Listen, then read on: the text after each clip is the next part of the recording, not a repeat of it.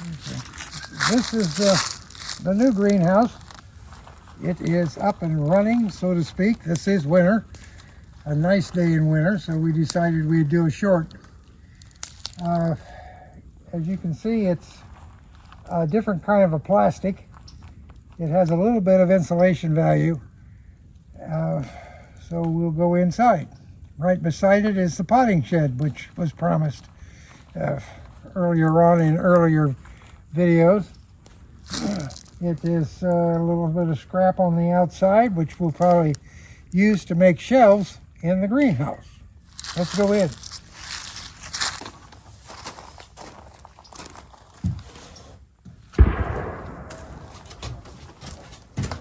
We're just sort of moving into this. We got things more or less placed, leftovers from what we was building, and already I've started moving in stuff, so that's good. As you can see, it should give me plenty of room to pot and do whatever I need to do, and storage. These are 3-foot beds. Normally I would try to go for an 8-foot, but to get the best use, square footage, and being able to get around and get to all of the bed itself, we put in 3-foot by 3 foots, and this is giving us the most bang for the buck as far as square footage is concerned. We're going to build shelving in this side to put pots on, because I'm coming to find out that my herbs do better in pots. So we'll pot them and set them in the greenhouse. This is a winter planting of spinach. This is 2-year-old seed, so it didn't all germinate. But what this does with the plastic on top is give it an extra level of opportunity. There's just a few little shoots coming up. As I say, the germination rate was terrible. I should have used new seed, or at least last year's seed. But I had a little left over, and I thought, might as well use it rather than pitch it. But now I think I probably should have got rid of it. You're going to fall over that. Okay, let's go down here to the main garden while we're here. I'm going to fall over the dog. I was hoping for just a little simple door with a little simple window in it, and this is what we got. It was laying on the side of the road. Asparagus. Earlier videos, we talked about this asparagus bed. This one did not materialize too well, because this asparagus was down there at that other end in the ground without the raised garden. Well, I can't get down on my knees, so I can't take care of it. So Eli and Chris and Sherry built these nice boxes so that it's this high and I can reach and do. Of course, the problem with that is when you fill it up with dirt, dirt settles. So this settled down a good 8 inches. So we're going to basically add more dirt, and then on this bed plant more asparagus plants. This asparagus box was planted from seed and plants, basically.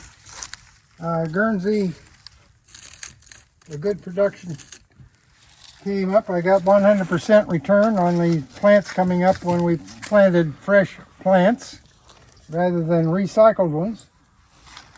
But this also settled.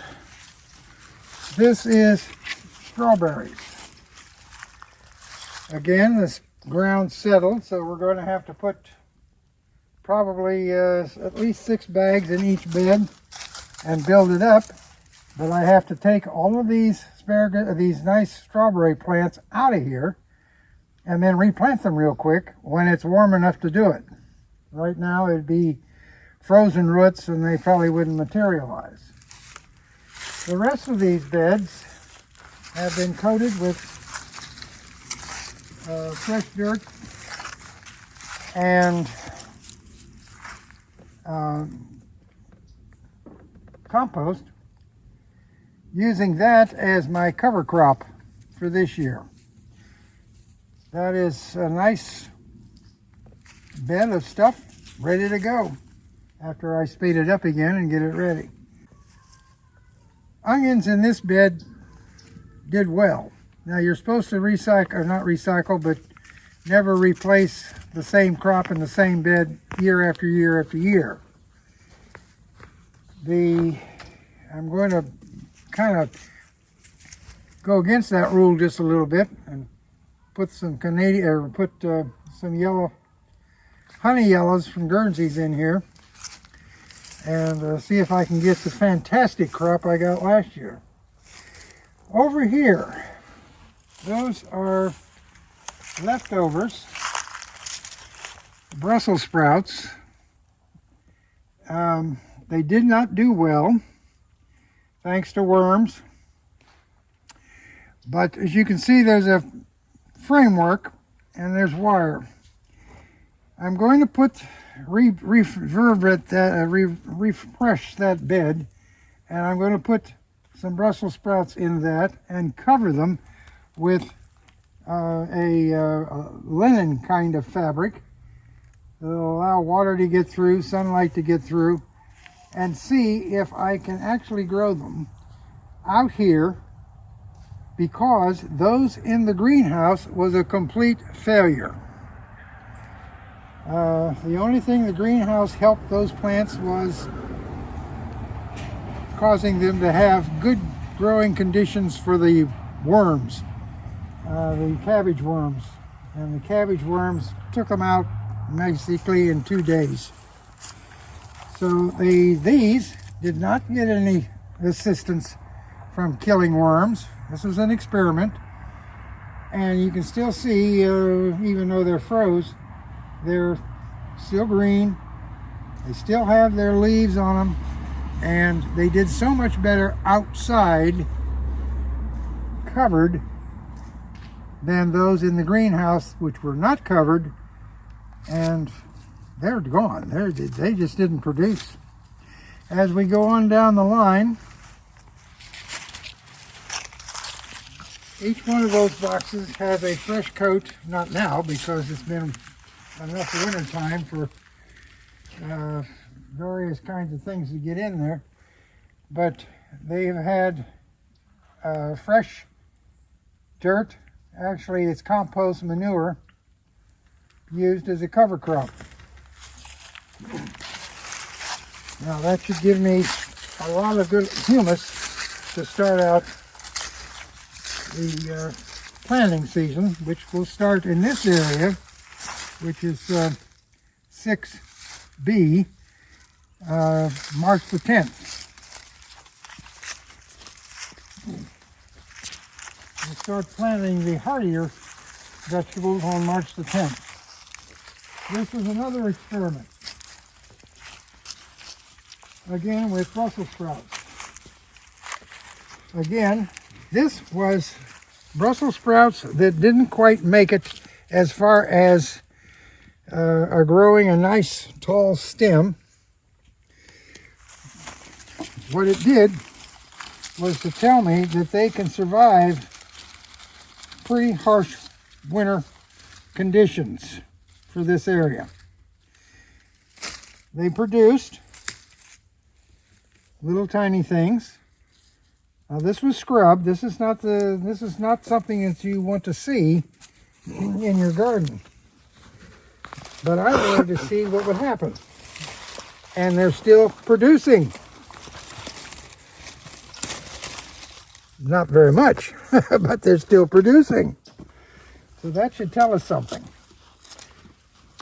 Behind us is the winter garden, or the peas, for the peas, and it has a cover crop on it, as well as a fresh coating of manure compost. Now we'll go inside in the summer or fall, and it looks bad, but you see this new growth? It's coming on. Now it's coming on a little earlier than what it should, but nevertheless it's coming on, so we'll see what happens. But this is a little warmer in here than it is on the outside with this cover. This was where I had the Brussels sprouts that didn't go well. And they got up about yay, but as soon as the white moths, the cabbage moths, came flying out, why, they didn't last very long. That used to be, as you've seen in earlier conditions, my place to put stuff. Well, now I've got a potting shed, so we're cleaning that off, and that'll be an active bed next time. And the various herbs that are growing here at the end will be put in pots, and they will grow much better, I think. This is what it looks like during the non-growing season. This bed has been cleaned out. Completely taken down because it was dead. It was a very dead bed. Too much acid, I think. pH was terrible. Phosphorus was building up in it. So this has got a nice clean pile of the compost, the manured compost. And this is Miracle Grow that has been put on top of it, which I will then work into the soil, and we'll have a fresh bed to use for next growing season. This one over here is the same story. Except the manure did not rot down as well over here as it did in the other beds. And it'll have to be cleaned up. As you saw in a previous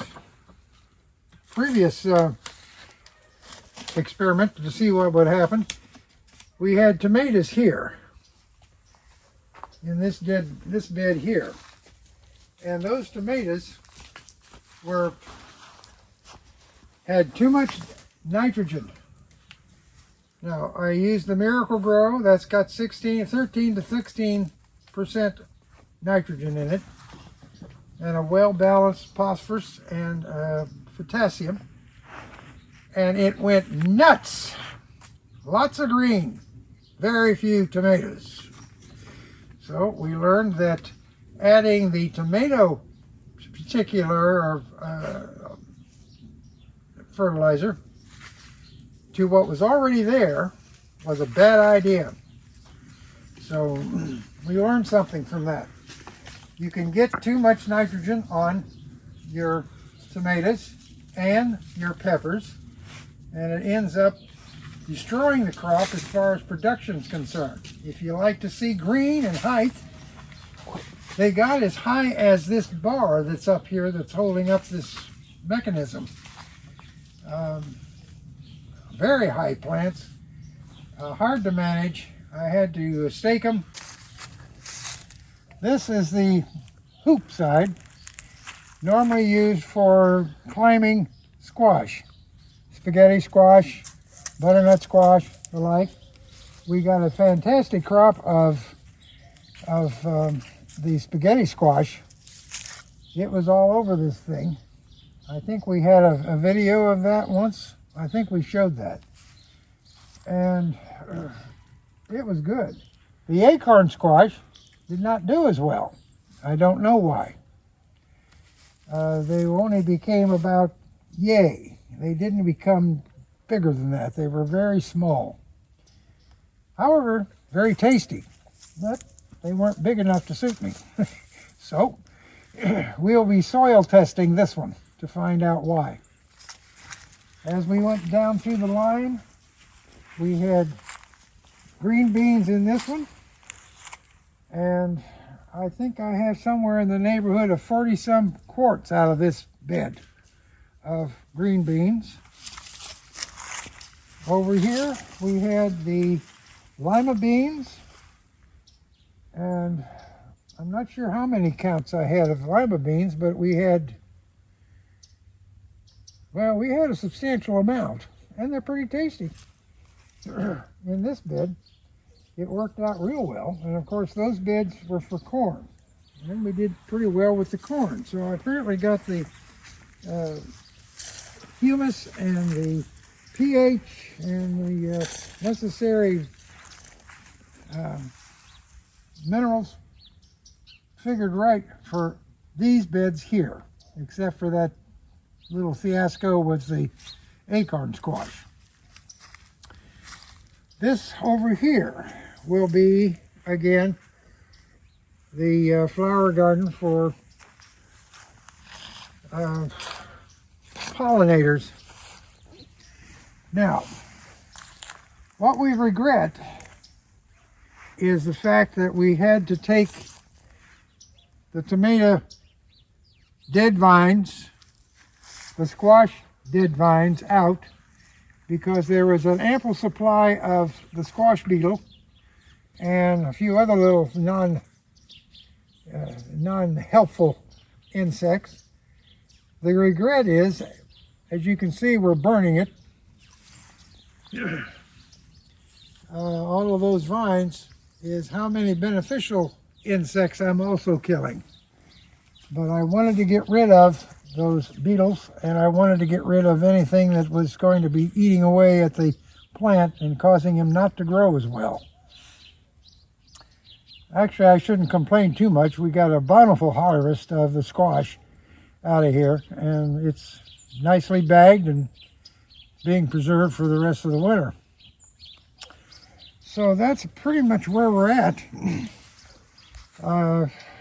Changes. I'm going to make this change.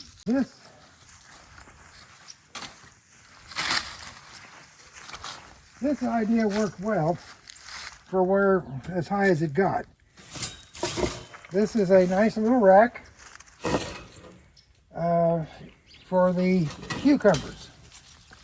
They in fact did grow on this rack, but too many of them was still on the ground. So this rack needs to be up to about here, because the vines were long enough to be tied up. Cucumbers can't have competition as far as being all huddled together, and as a result of that, they didn't do as well as they should, although we got enough cucumbers here to satisfy us.